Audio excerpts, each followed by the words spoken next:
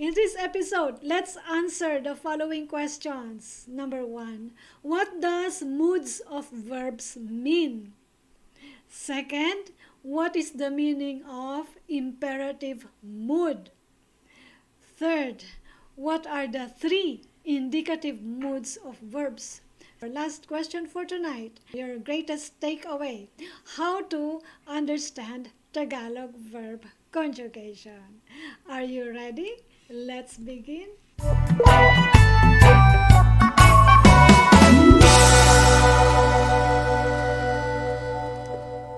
Let's start learning Tagalog. And it's about 4 moods of Tagalog verbs. Pandiwa means verb in Tagalog. And in English, let's define what a verb is. Verb is the soul of the sentence. It gives life to a phrase and it expresses a movement or action. Expresses a movement or action. Let's say it in Tagalog. Ano ang pandiwa? Ano means what? Pandiwa, verb. So the question is, what is a verb? In Tagalog, ito ay kaluluwa ng pangungusap. Kaluluwa for soul. Pangungusap, sentence. Okay? So, soul of the sentence. Another, nagbibigay buhay sa isang parirala. Parirala is a phrase, and then bigay buhay means give life. So, nagbibigay buhay, giving life to a phrase. Nagbibigay buhay sa isang parirala. And another, nagpapahayag ng pagkilos. Pagkilos means movement or action. Nagpapahayag, expresses. Nagpapahayag, expresses. Yes, yes, Bruce. And also Bruce, Kelly, and nice NTFJ. Comment down if you have some questions. I will be happy to read your comments during a nice break or slides transition or before I move on to another topic or another subtopic or another segment. I will be right there to answer your questions, and comment down below your feelings, thoughts and feelings, okay, for today in this session. Okay, more on pandiwa and examples, mga halimbawa. Examples, mga halimbawa ng pandiwa. Again, mga halimbawa ng pandiwa. Halimbawa for examples, verbs. What are these? Give me. Do you have any? Hi, Dino. Hola. Magandang gabi sa'yo. Good evening. Are you? I hope that we are almost on the same time zone. If I remember, Dino is in Brazil. Okay? Yes, let me read it. How do I say scout in Tagalog? Why is scout? Scout in Tagalog. I don't know. Why is scout in Tagalog? I don't know why do you have to say scout in Tagalog? Kelly, help me with that. How do I say scout? Well, at the Boy Scout Memorial in Intramuros, they just have scout as scout. Maybe something like Boy Scout, right? Scout. What define to me in English what is scout before I get to say it in Boy Tagalog. Scout, Girl Scout, Yeah, trackers, people who scout ahead in military operations. Does it mean camping? No. No. Scout. Does it mean serving? Serving. Well, sort of, but you look for things. You Scout. scout out the area. Maybe like talent scout, something like that. Something like that. Scouting. Naghahanap. Finding. Naghahanap. Naghahanap is scouting. If that is what you mean. Like Yeah. if I remember, talent scout is scouting for a talent. Boy Scout. Yes. Girl Scout. Scouting for a boy, scouting for a girl. No, not that kind of scouting. So maybe a woman or a person, a girl or a boy that is finding for something, is scouting, right? think that, so if scout, if that is the meaning of scout, it means naghahanap. Kelly, tell me if that is a good Tagalog. Okay, let's have a halimbawa. Halimbawa, examples of verb here. Matulog is a verb. Kumain is a verb. Ibigay is a verb. Upo is a verb. Lakad is a verb. Mag-aaral, tumawag, sasama. These are verbs. Do you know what the meaning of this? Tulog, sleep. Kain, eat. Bigay, give. Bigay. Upo, sit. No, I cannot sit down here because if I sit down, you would not see me on camera. Upo, sit down. Lakad, walk. Lakad, walk. I hope that you are able to see my action. Mag-aaral, you are studying Tagalog. Or you will study Tagalog. Aral, study. Tawag, tumatawag. Call, sama, sasama. Join, sama, join. Yes, naghahanap. Naghahanap is another verb. Hanap, looking for or scout. Nice. Okay, let me get a good spelling. Naghahanap.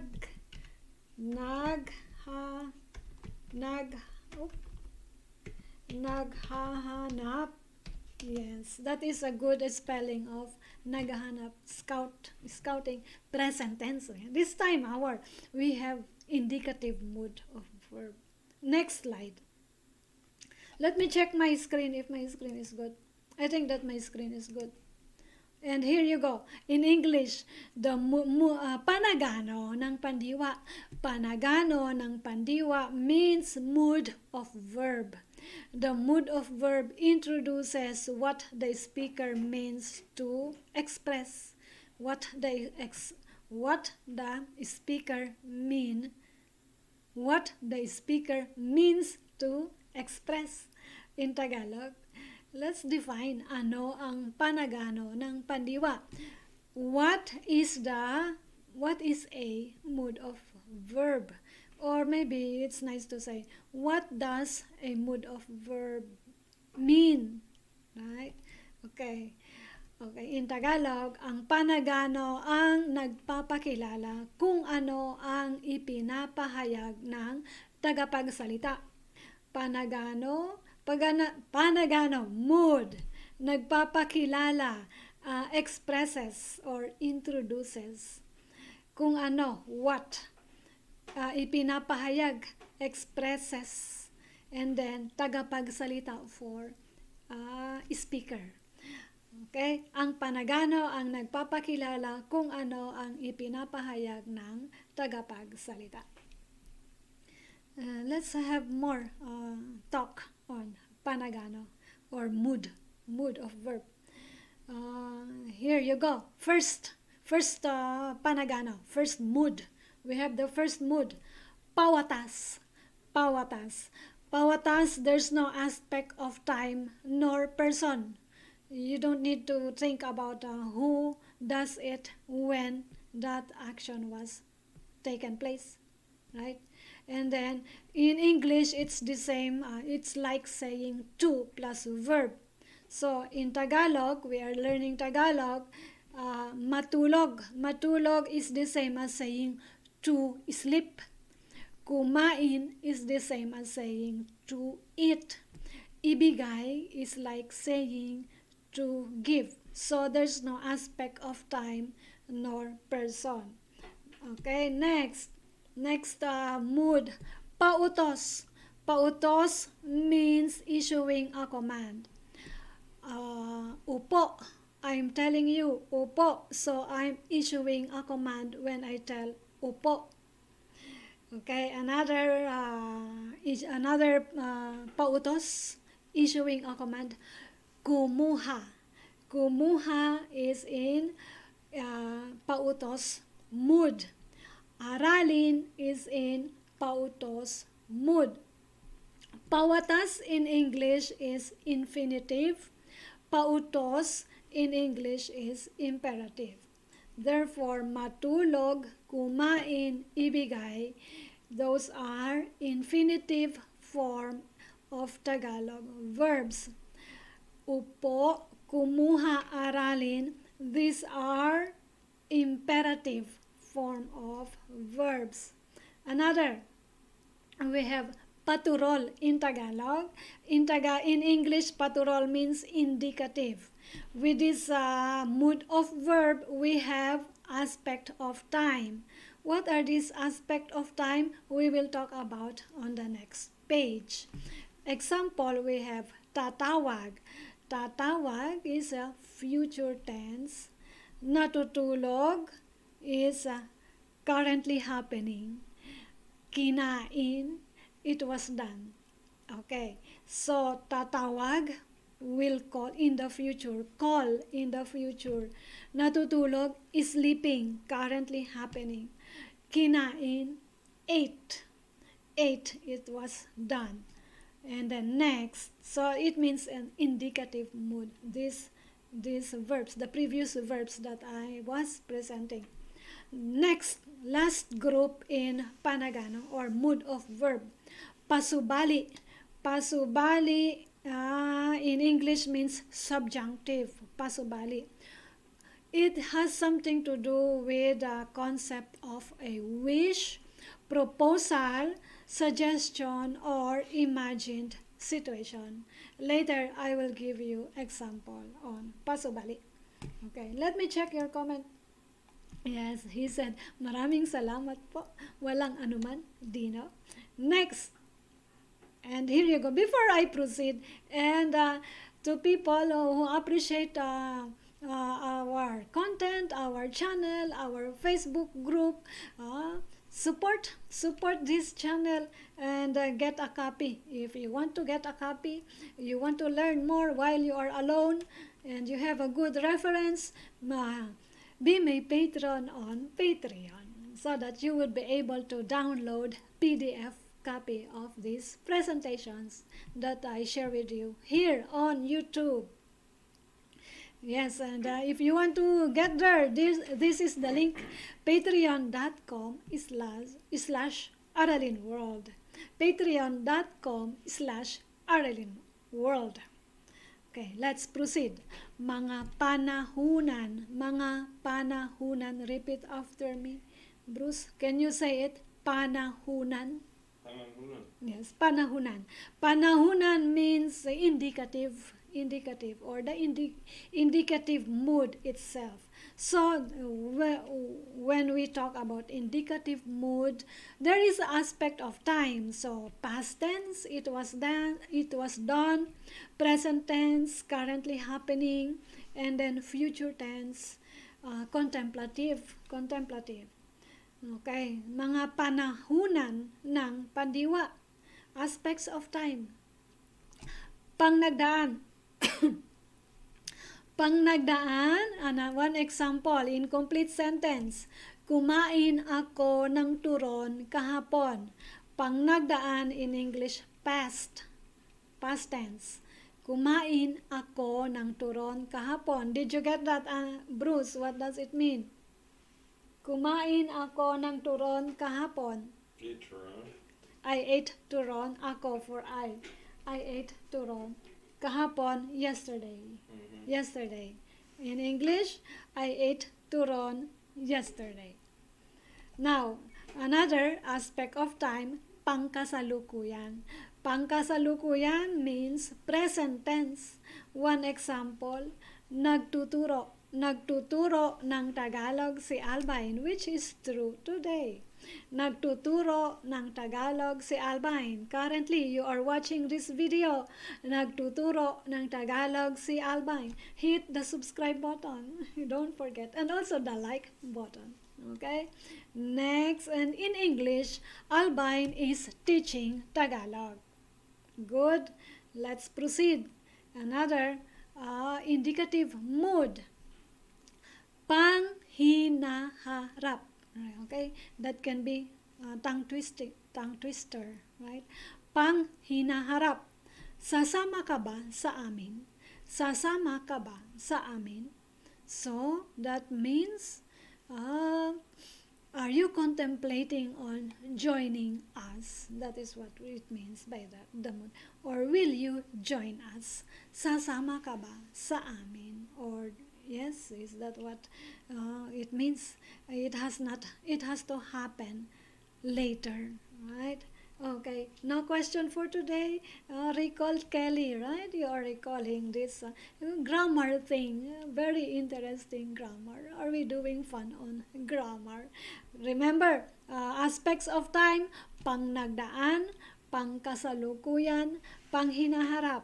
In English, we are talking of aspect of time, past tense, present tense, future tense.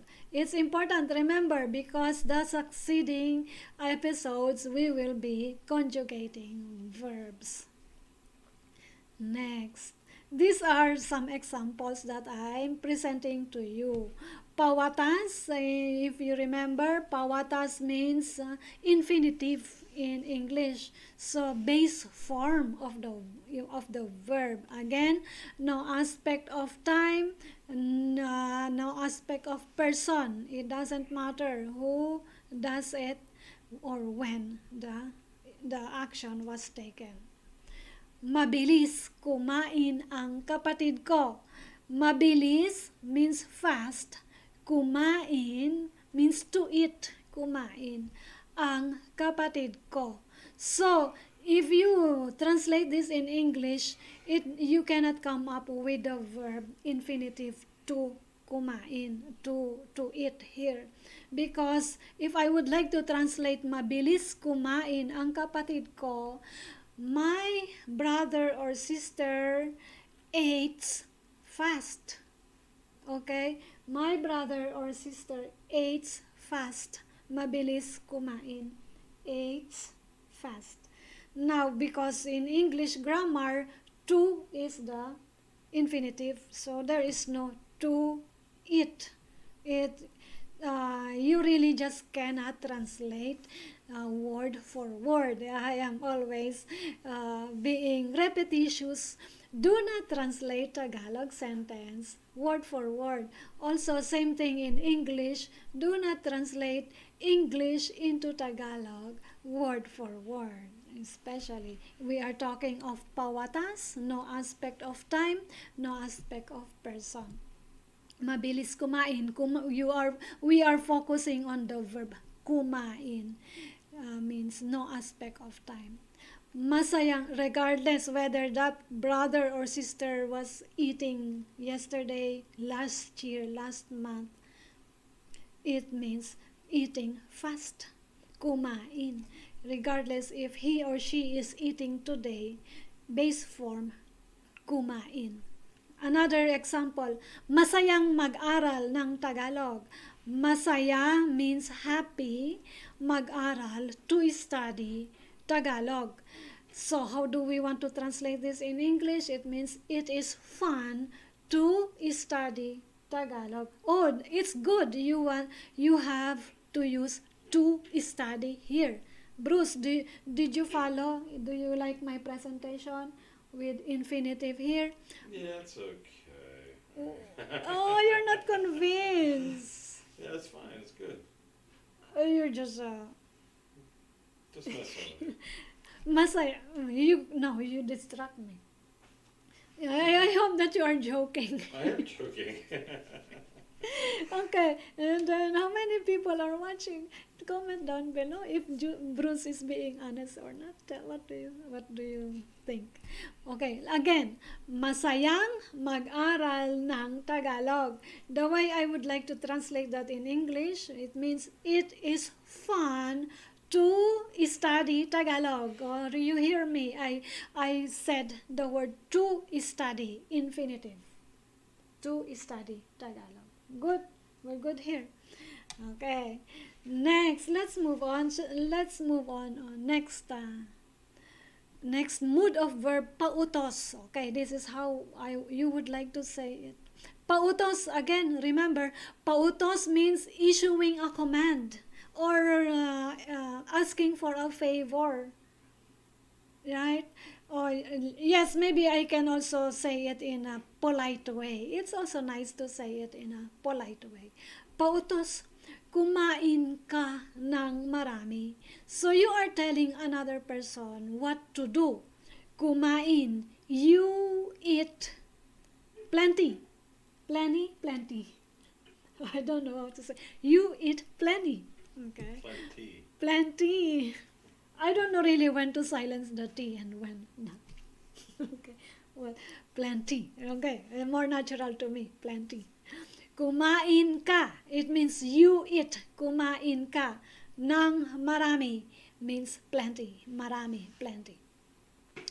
Me and Simon are Pautos. going to start a channel that's going to be learning English with Simon and Bruce. Okay. Okay. Yeah. Yeah, it will be fun. We can do that. Kumain ka ng marami is pautos. Another, mag-aral kayo ng Tagalog. It means you, all of you, kayo. Mag-aral kayo ng Tagalog. Mag-aral ka ng Tagalog. I'm telling you what to do. Mag-aral ka ng Tagalog. Mag-aral kayo ng Tagalog. I'm telling you what to do. I'm suggesting mag-aral kayo ng Tagalog. Pautos. It's the second mood. Let's say them in a polite way. How do we want to say this in a polite way?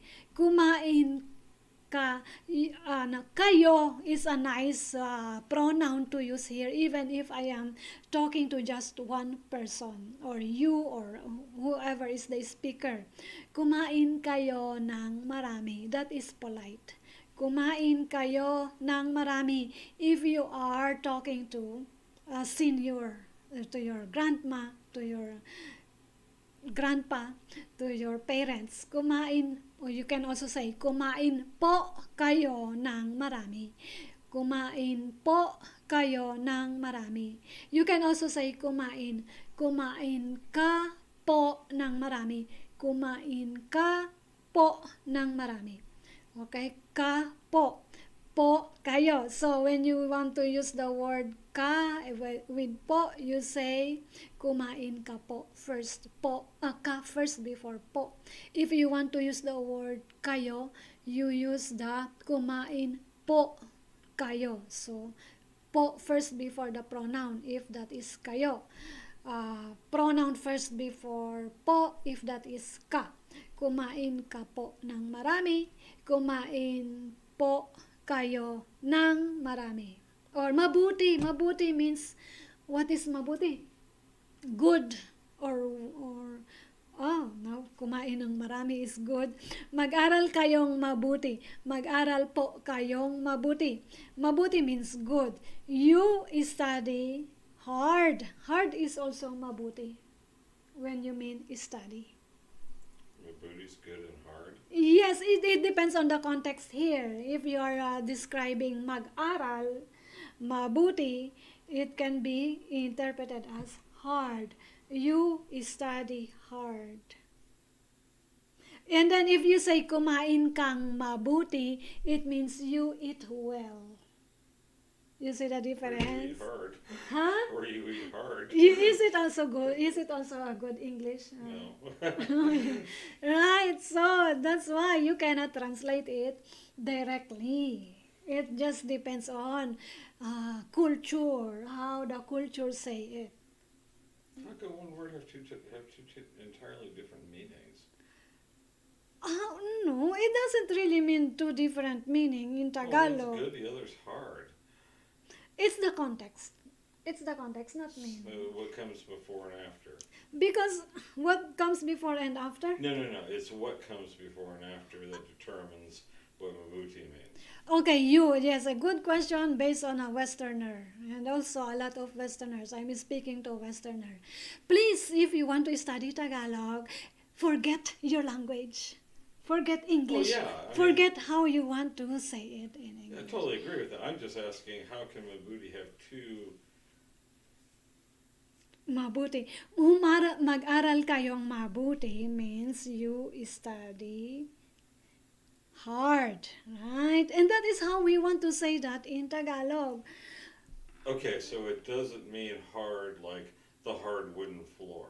No, Okay. mabuti. Or also you can say, mag-aral kang todo, todong So it's more todo. like effort or how well you're studying. Yeah, mabuti. It's good that you're studying, but you're studying hard to what you're doing, and that's good, essentially. Okay. Yeah, so there's no more.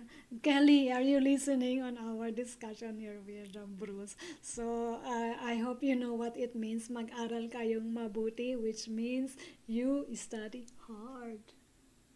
You're good here. Hard, mabuti, sometimes well, sometimes good. And Like, that's what you mean about not about throwing out your preconceptions of what it means with your own language. That it's all in, as you said, the context. context, yes, Yeah. context, right. Just forget your language, just believe native speaker how they want to say it and what they mean by that. Just believe, right? Because that is the way we do it. It's cultural, right? It's cultural. When we mean mabuti, mag-aral kang mabuti. You study good. I don't know if it's acceptable. Yeah. You study good, mabuti. You can also say, kumain kang mabuti. It means you eat well. You can also say that. Kumain kang mabuti. Okay, our people is still here with us. They Maybe probably left people. after Let me check how many are watching here. Next, paturol. Paturol, kumakain. Kumakain siya ng litson. Kumakain siya ng litson. It means he or she is eating lechon. Lechon. So, pangkasalukuyan, there is an aspect of time currently happening. Kumakain siya ng litson. He or she is eating lechon. Mag-aaral tayo ng Tagalog bukas. Bukas means tomorrow. So this is future tense. There is aspect of time. Mag-aaral. We will study Tagalog tomorrow. Mag-aaral tayo. We will study Tagalog. So in Tagalog, panghinaharap, or in English, future tense. Next, mood of verb, pasubali. Pasubali. One example, baka magkasakit ka kung hindi ka kakain. Baka means maybe or you could. You could. Baka. Magkakasakit. To be able to, or possibility to get sick. Magkakasakit means possibility to get sick. Ka for you, and then kung is if. So conjunction kung. Hindi, not. Ka is you. Kakain means it, aspect of time, future tense. Future tense of kumain. In English, the way you say it, baka, you could be sick. You could be sick if you will not eat. You could be sick if you will not eat. Baka magkasakit ka kung hindi ka kakain. With some subjunctive, most likely you are using two clauses, two independent clauses. Baka magkakasakit ka is one clause, and connected with a conjunction with is kung, and then the second clause is hindi ka kakain. Pasubali is a good topic for intermediate in Tagalog, just like Kelly. She is already in upper intermediate. Okay, and if you are beginner in Tagalog, later, just be good on your beginners and grammar, so that you will learn more of pasubali, mood of verb. Another example, second example, makakausap mo siguro si lolo kapag matuto kang magtagalog. Again, repeat after me. Makakausap mo siguro si lolo kapag matuto kang magtagalog. Makakausap means you will be able to, or possibility to get sick. Magkakasakit means possibility to get sick if you will not eat. You could be sick if you will not eat. Baka magkasakit ka kung hindi ka kakain. Baka magkasakit means possibility to get sick if you will not eat. to talk, or you would be able to converse or speak. You usap means talk or speak or converse with, or you with lolo, makakausap mo si lolo. But this time we want the siguro word which indicates pasubali or subjunctive. But just like the use of baka here, it indicates subjunctive, and also kung, and then kapag. Now, kapag, kung and kapag, they are both conjunction. Kapag matuto, so this kapag appears like adverb, so it indicates subjunctive here. Matuto, to learn, or in the future, you will learn in the future. Ka for you, and then magtagalog, learn what? Magtagalog, matutong magtagalog.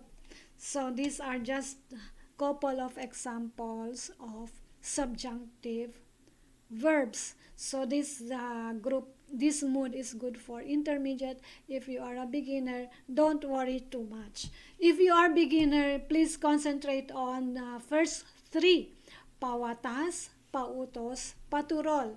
Also in English, this means again infinitive, imperative, and indicative, or aspect of time.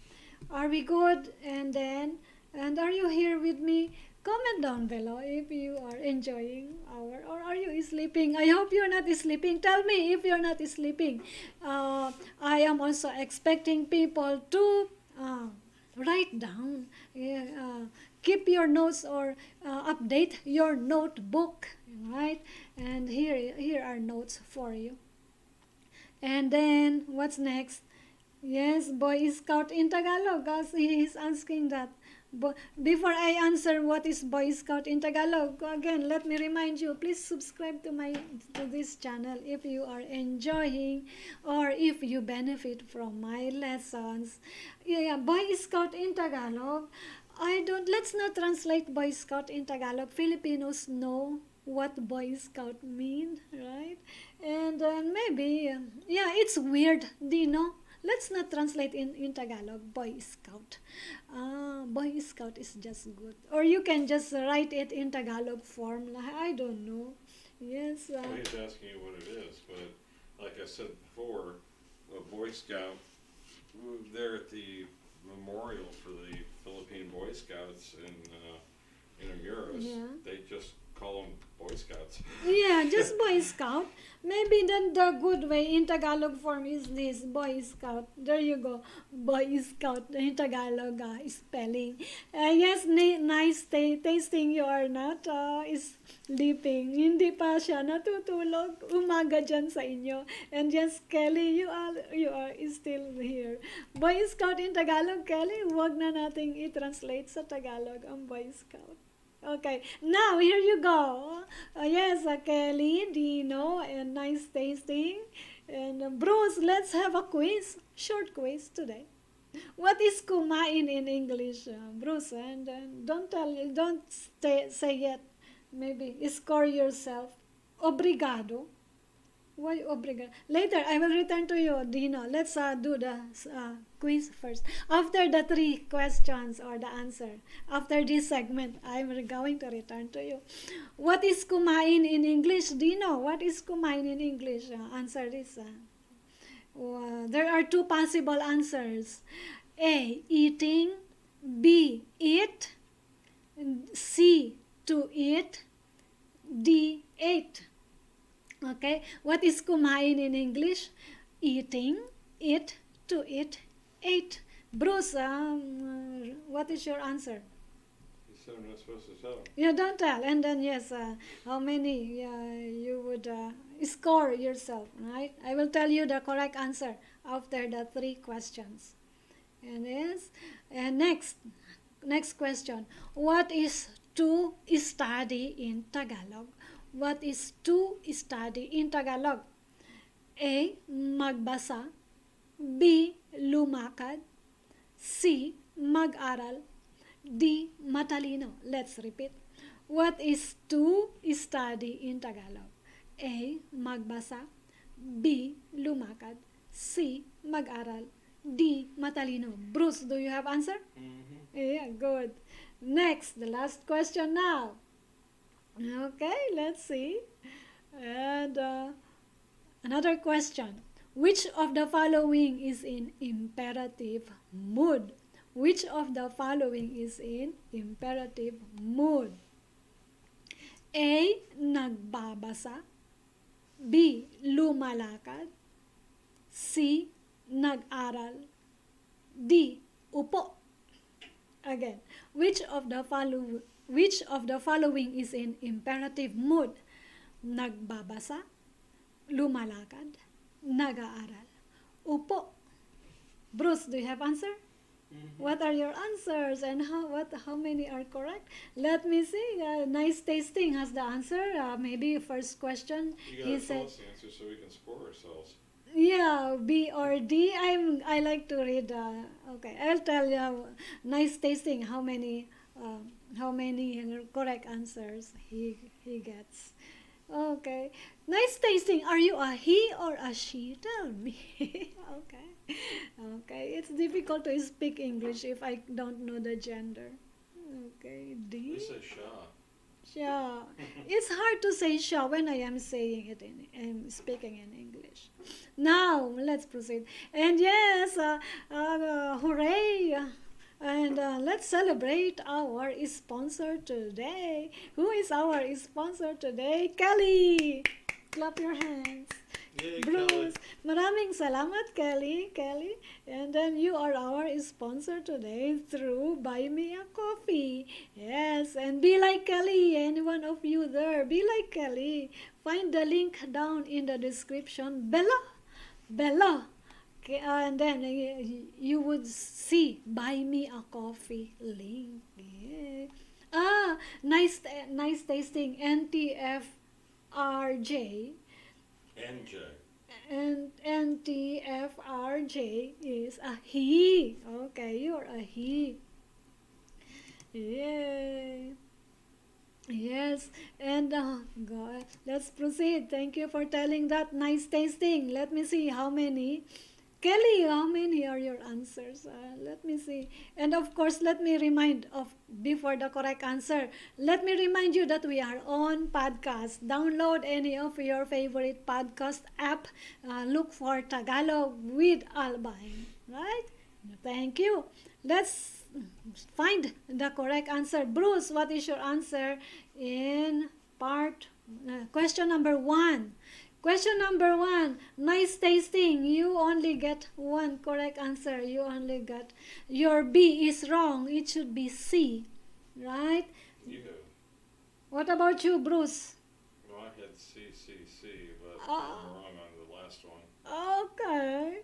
Let me see. So how many? So 2. maybe like number 1, if you have your answer is C and D, get 2 points. If D only, you get 1 point. And then second is C. Maybe nice tasting is right on letter number 2. So maybe nice tasting has 2 points.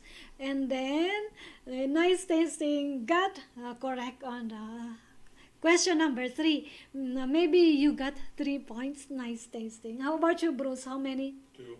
2 for Bruce. Kelly, how many are you? How many correct answers did you get? And what's next? Let's wrap up. Yes. Okay. And join me again next week. That is what I would like to tell you. Join me again. I'm happy that I'm not alone, and me and Bruce are not alone. Nice tasting. Yeah. I'm also. Let me get here.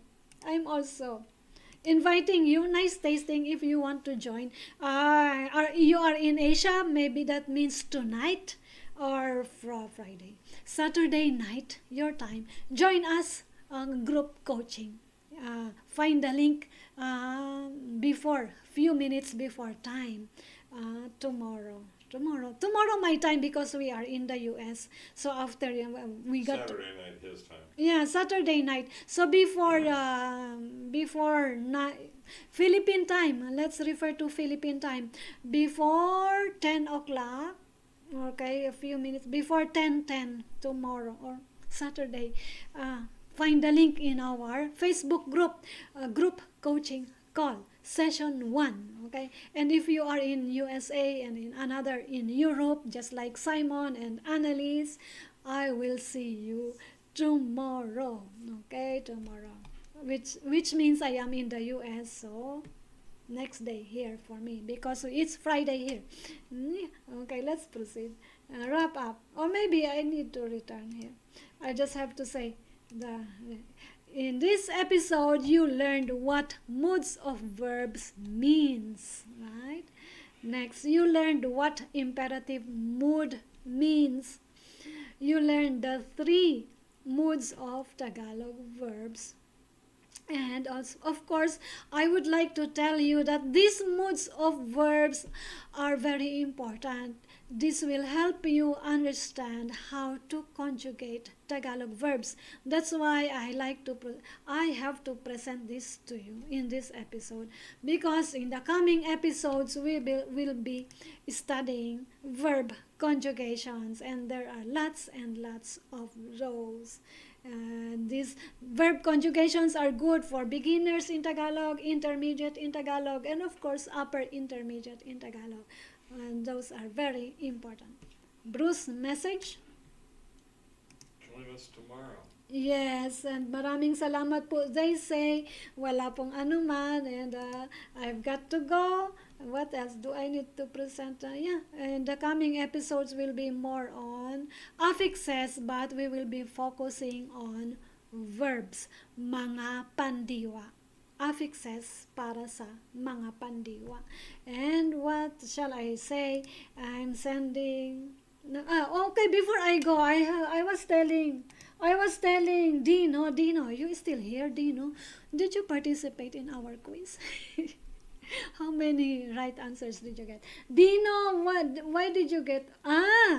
You mean obrigado means salamat in Brazil. So, in Portuguese, obrigado, walang anuman.